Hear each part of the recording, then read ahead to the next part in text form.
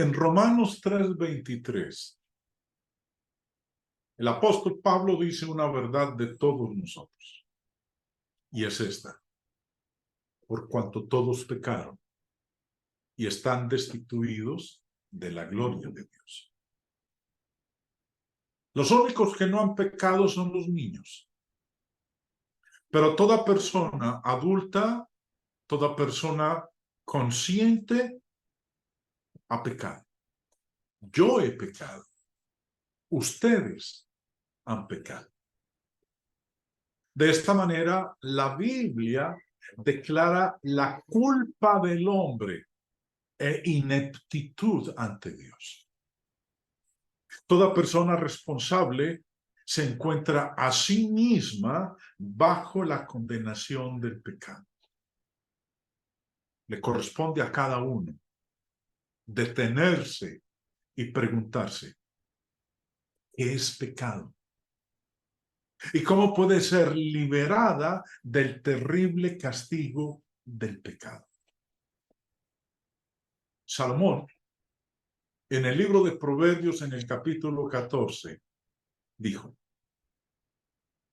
la justicia engrandece a la nación, mas el pecado es una afrenta, es una vergüenza de las naciones.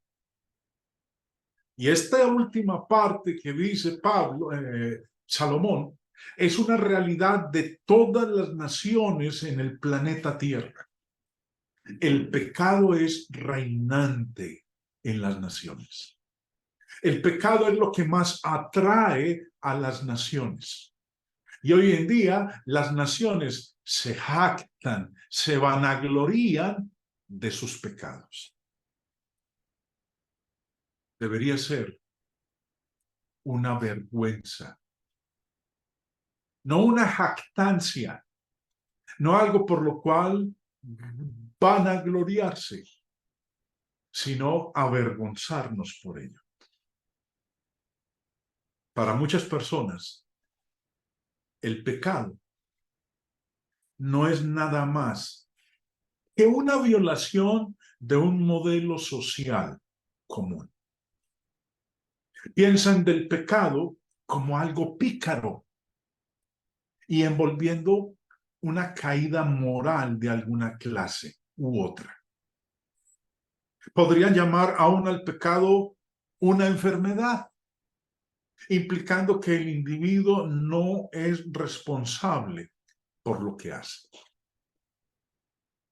Tal interpretación de pecado es demasiado superficial.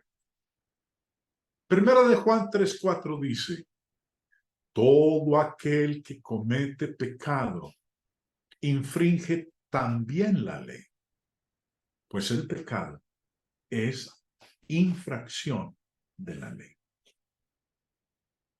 Pecado es rebelión contra Dios. El hombre dice: Dios, tú no sabes acerca de estas cosas. No sabes lo que hablas. Y eso es lo que hace el pecado tan serio. No estamos alardeando con nuestros padres o con la sociedad, sino con nuestro Creador y Dios. El pecado puede ser cometido en muchas formas. Por nuestra omisión, como también por nuestras obras.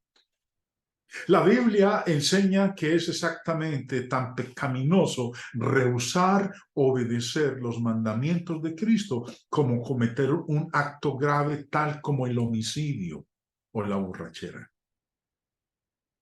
Cualquier pecado hará que el hombre se vaya al infierno. Consideremos lo que Pablo nos dice en 2 de Tesalonicenses 1. Y a vosotros que sois atribulados, daros reposo con nosotros. Cuando se manifiesta el Señor Jesús desde el cielo con los ángeles de su poder, en llama de fuego, para dar retribución a los que no conocieron a Dios ni obedecen al evangelio de nuestro Señor Jesucristo, los cuales sufrirán pena de eterna perdición, excluidos de la presencia del Señor y de la gloria de su poder. Muchas veces pensamos que la moralidad es más importante que la obediencia a los mandamientos de Dios. Pensamos que es más malo hacer algo incorrecto que fallar en hacer algo correcto. Todo pensamiento de esta clase es el endeble punto de vista del hombre.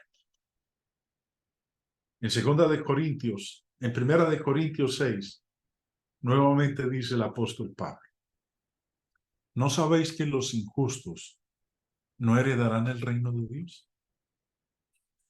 Y a continuación menciona quiénes son los injustos. Dice: no erréis, ni los fornicarios, ni los idólatras, ni los adúlteros, ni los afeminados, ni los que se echan con varones, ni los ladrones, ni los avaros, ni los borrachos, ni los maldicientes, ni los estafadores heredarán el reino de Dios.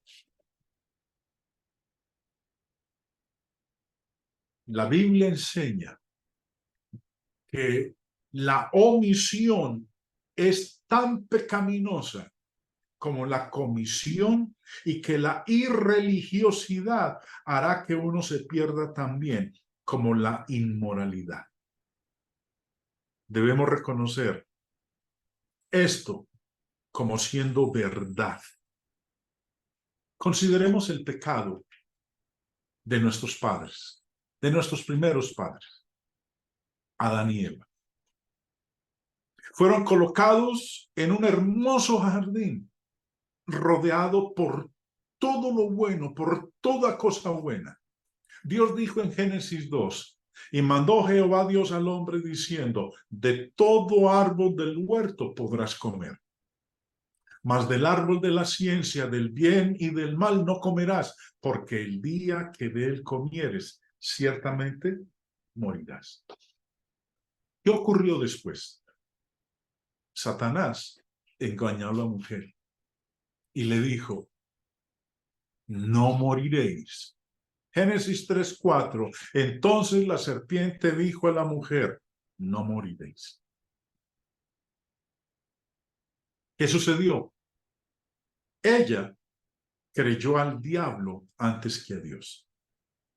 Comió del fruto prohibido. Luego le dio a Adán y él también comió. De esta manera, el pecado entró en el mundo. Aunque ninguna transgresión moral había ocurrido, el hombre, a pesar de eso, había desobedecido a su Hacedor.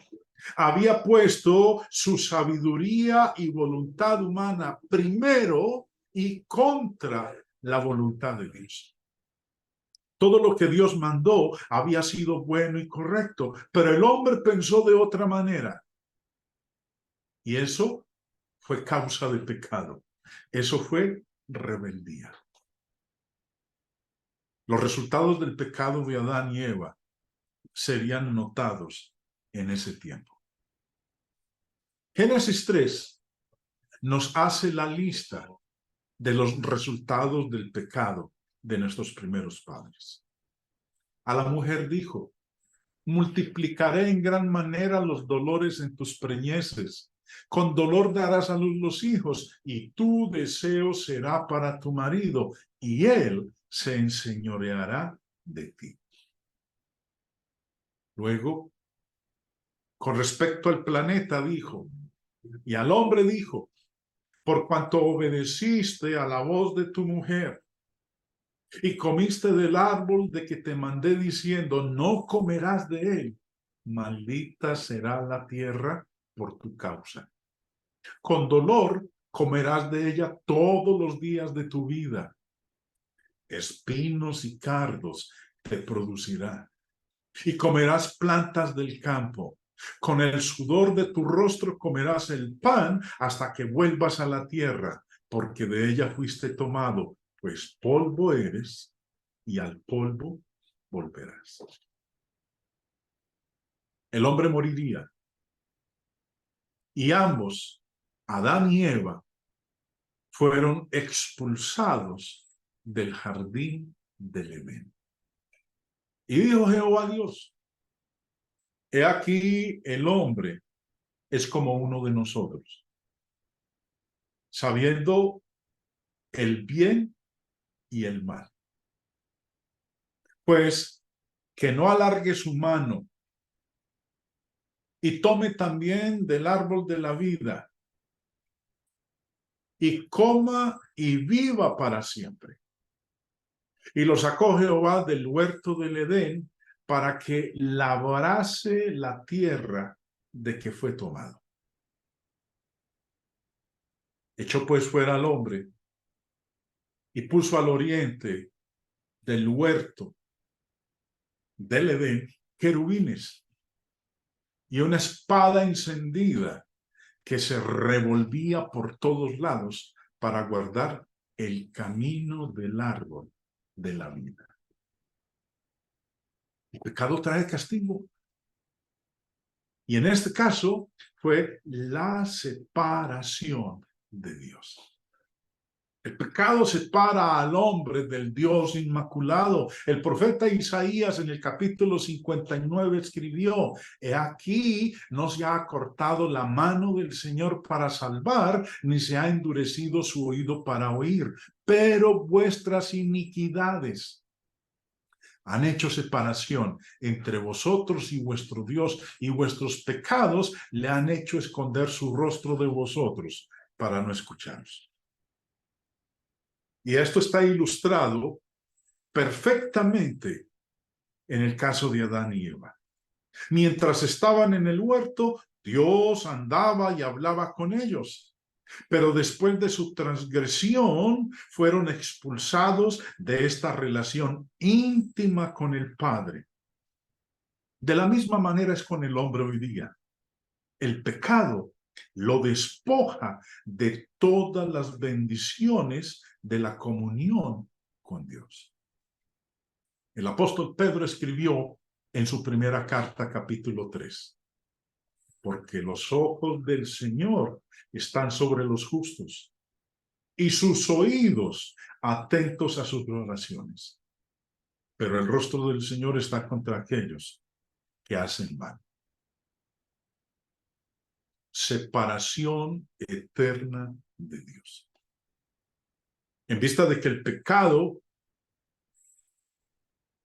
separa al hombre de Dios en esta vida, debemos concluir que si el hombre no se vuelve del pecado, será separado eternamente de Dios en la vida por venir. Y esto es precisamente lo que la Biblia enseña en 2 de Tesalonicenses 1. Aquellos que no conocen a Dios ni obedecen al Evangelio, ¿qué pasará con ellos? Dice el verso 7, y a vosotros que sois atribulados, daros reposo con nosotros cuando se manifiesta el Señor Jesús desde el cielo con los ángeles de su poder, en llama de fuego, para dar retribución a los que no conocieron a Dios ni obedecen al Evangelio de nuestro Señor Jesucristo. Los cuales, los que no conocieron a Dios, ni obedecen al Evangelio, los cuales sufrirán pena de eterna perdición, excluidos de la presencia del Señor y de la gloria de su poder. La Biblia enseña que el hombre irá ya sea al cielo o al infierno. Si no estamos con Dios en el cielo, ciertamente estaremos con Satanás en el infierno. ¿Qué le dirá a los malos? En el día final, Cristo dirá, Mateo 25:41, entonces dirá también a los de la izquierda, apartaos de mí, malditos, al fuego eterno, preparado para el diablo y sus ángeles. ¿El fuego eterno para quiénes fue preparado? Para el diablo y sus ángeles. El fuego eterno no fue preparado para nosotros. Dios no preparó el fuego eterno, en otras palabras, el infierno, para usted y para mí. Lo que Dios preparó para nosotros fue el cielo. Por eso Jesús le decía a sus discípulos en Juan 14, en la casa de mi Padre muchas moradas hay. Voy pues a preparar lugar para vosotros, para que donde yo esté, vosotros también estéis. Cristo fue a prepararnos el cielo, las moradas eternas, un hogar en el cielo. Dios no preparó para la humanidad el fuego eterno. Eso lo hizo fue para el diablo y sus ángeles. Pero si yo voy a terminar en el fuego eterno, no es porque Dios lo preparó para mí, sino porque es el lugar que yo escogí. Porque el lugar que Él me preparó ya sabemos cuál es. Y el que lo fue a preparar es Cristo nuestro Señor. Verso 46. E irán estos al castigo eterno. ¿Cuánto durará nuestra estancia en el fuego eterno, en el infierno? Por siempre. El castigo será eterno en un fuego eterno y los justos a la vida eterna. Aquí está entonces mucho del terror del infierno. El pecador será excluido completamente de la presencia de Dios y de su influencia bendita. Este mundo es bastante malo. Pero suponga que todas las bendiciones y bondad de Dios fueran quitadas inesperadamente. Ninguna justicia, ninguna integridad o moralidad, solamente el mal continuamente, ninguna esperanza, ninguna ayuda o gracia. Y sin embargo, el infierno estará lleno con personas que libremente han escogido desobedecer los mandamientos de Dios y las direcciones de un Padre bondadoso. En Mateo 7:13, Jesús dijo, entrad por la puerta estrecha, porque ancha es la puerta y espacioso el camino que lleva a la perdición, y muchos son los que entran por ella.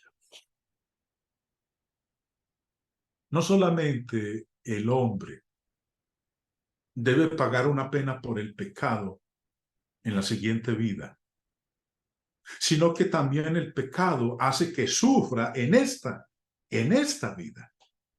El diablo, por supuesto, trata de ocultar esta verdad y presenta el pecado solamente como un placer inofensivo. El licor. Vemos cómo es anunciado en los comerciales televisivos muy atractivamente. Las fotos en las revistas llamando la atención de las mujeres para que lleven poca vestimenta, para atrapar al hombre. El sexo ilícito en los libros y en las pantallas es retratado como siendo una gran diversión. El juego de azar en toda forma es excitante. Las drogas que lo saquen a usted de este mundo, y detrás de todo esto está la ingeniosa contención de que todos lo están haciendo y un poco no le hará daño. La verdad es que Satanás es muy listo. Pero ¿cuál es la realidad? Primera de Corintios 6, volvamos a leer lo que dice. ¿No sabéis que los injustos no heredarán el reino de Dios? Y la lista de los injustos son: no erréis. En otras palabras, no se equivoquen, ni los fornicarios, aquellos que andan buscando la promiscuidad sexual. La fornicación se comete por las personas que están solteras. Ni los idólatras, no solamente el adorar imágenes, sino el perseguir el dinero, las riquezas. Los adúlteros, aquel que es fiel a su cónyuge. Ni los afeminados.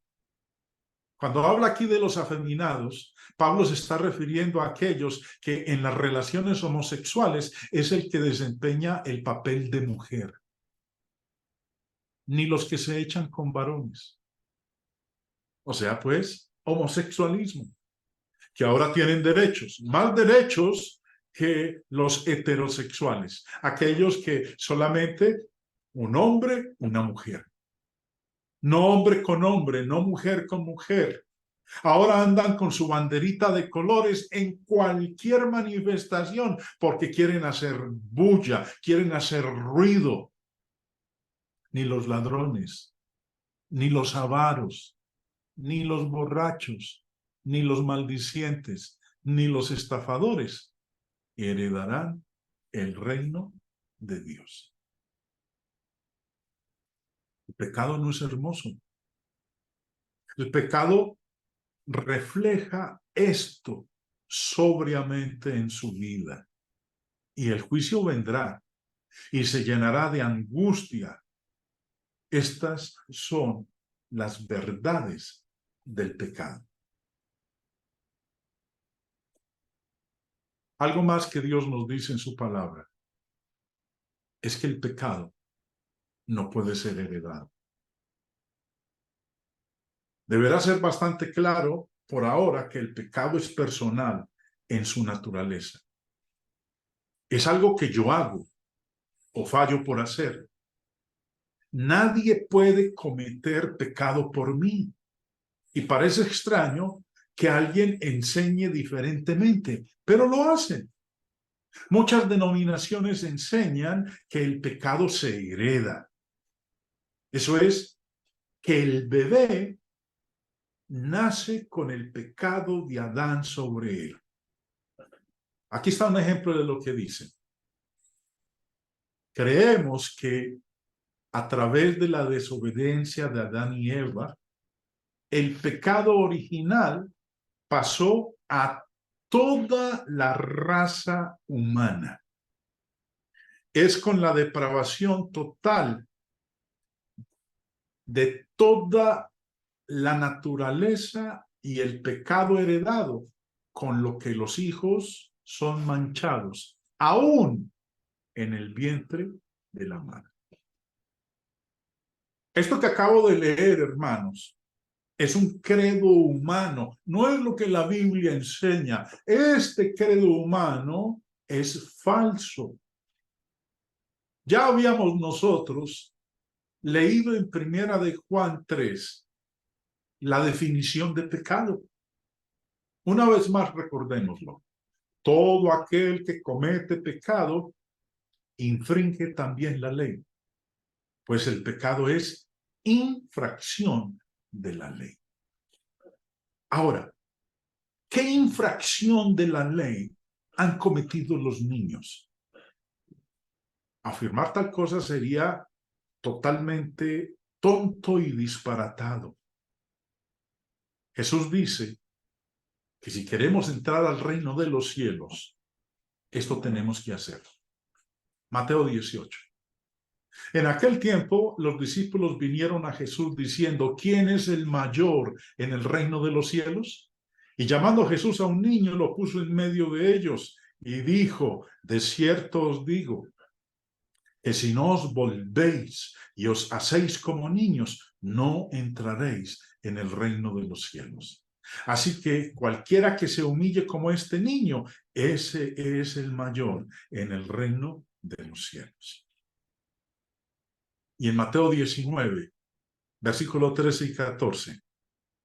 Entonces le fueron presentados unos niños para que pusiese las manos sobre ellos y orase. Y los discípulos les reprendieron.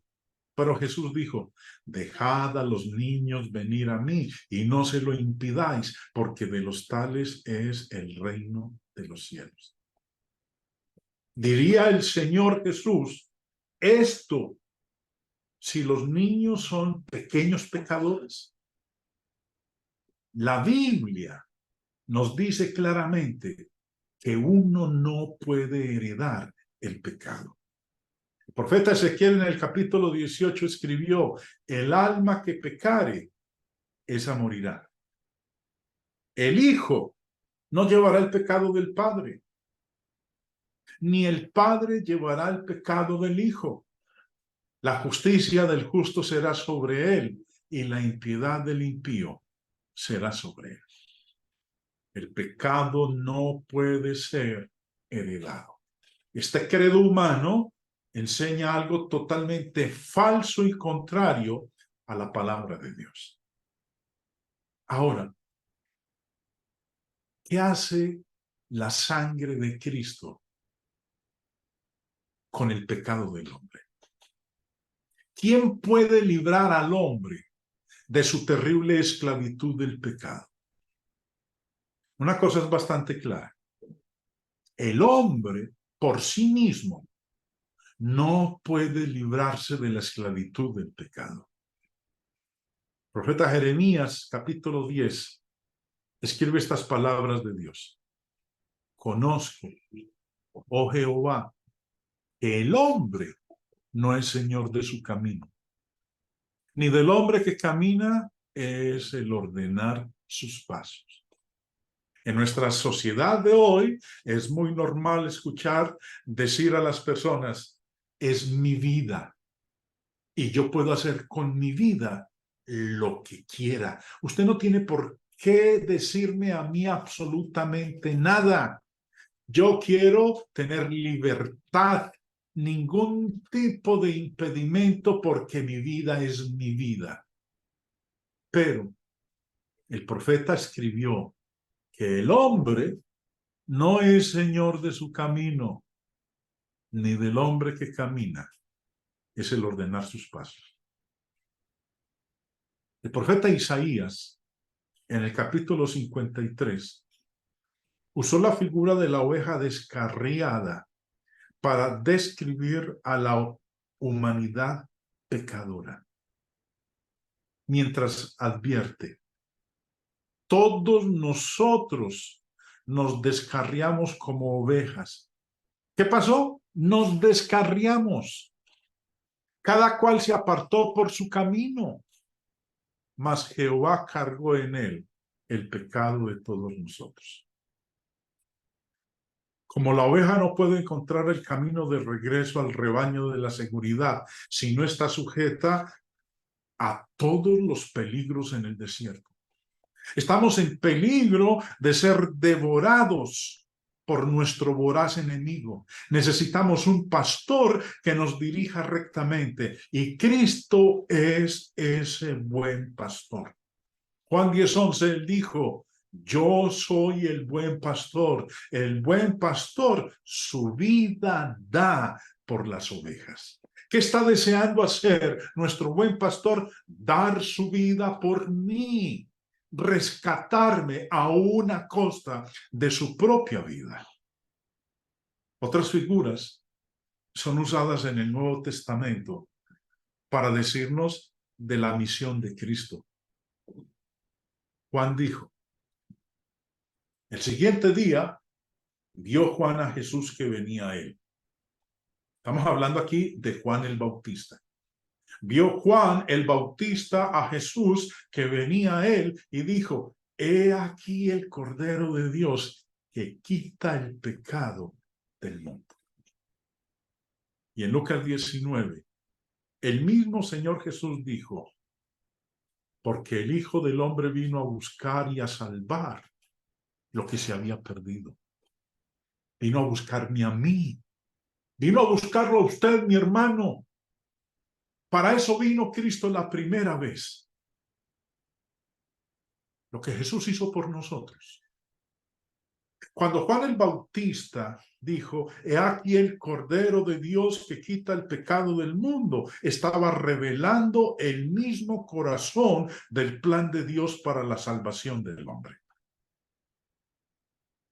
El escritor inspirado en la carta a los Hebreos dice, Hebreos 9:22, y casi todo es purificado según la ley con sangre.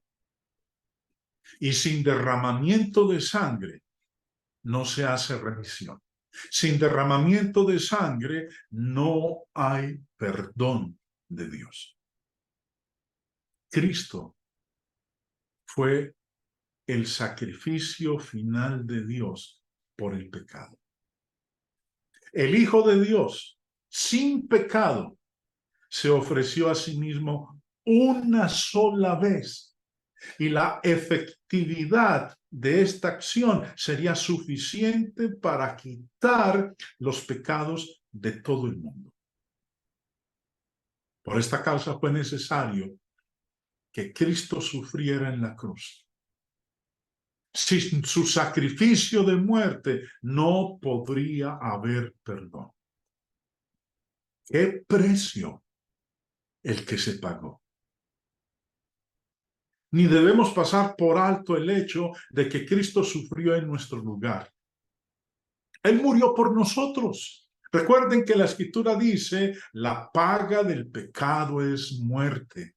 Era yo quien tenía que morir, pero Él murió en mi lugar. Él es sin pecado. Nosotros los pecadores, todo abuso, burla, escupetazo, abofetada, azote, la carga de la cruz, los crueles clavos en la carne del Señor, la sed, la angustia, el dolor, todo esto fue cargado sobre Él para nuestro beneficio. Aquí está la verdadera descripción del pecado. El pecado está destruyendo a la humanidad. Dios, aborreciendo el pecado tanto y amando al hombre tan profundamente, ofreció a su propio Hijo. ¿Cuánto deberíamos amar a Cristo y aborrecer el pecado? Deberíamos gustosamente obedecer todo lo que nuestro Salvador nos manda hacer, a menos que sea dicho que Él murió en vano por nosotros. En conclusión, notemos lo que nos dice el escritor a los Hebreos en el capítulo 5. Y aunque era hijo, por lo que padeció, aprendió la obediencia. Y habiendo sido perfeccionado, vino a ser autor de eterna salvación para todos. Pero ahí no termina el versículo. Muchos gustan de leer solo hasta aquí, el versículo 9. Que Él vino a ser autor de eterna salvación para todos. Cristo vino a salvarnos a todos. Sí, a todos. Pero a todos, preste atención, hermano, ahí a su pantalla. Cristo vino a ser autor de eterna salvación para todos, pero para todos los que le obedecen. Si yo no obedezco, Jesús no es autor de mi salvación. Más bien yo soy autor de mi propia condenación por no obedecer. Si alguno de los presentes quiere conocer el remedio para el pecado, aquí está. El remedio para el pecado es oír el Evangelio, creer en nuestro Señor Jesucristo, arrepentirnos de todos nuestros pecados, de nuestra vida pasada, confesar nuestra fe en Jesús como el Señor y luego ser sepultado en las aguas del bautismo. Y todo mi pasado, todos mis pecados, hayan sido los que hayan sido, la sangre del Hijo de Dios los borrará. La sangre de Cristo es el remedio para el pecado y esa sangre obra, empieza a actuar cuando yo oigo el Evangelio, creo, me arrepiento, confieso mi fe en Cristo y soy sepultado en las aguas del bautismo. Si alguno de los presentes necesita de ayuda para cumplir con estos pasos, no duden en comunicarse con nosotros. Donde quiera que esté, para nosotros será todo un placer, un honor, un privilegio poder ayudarle a que haga uso de este remedio para el pecado.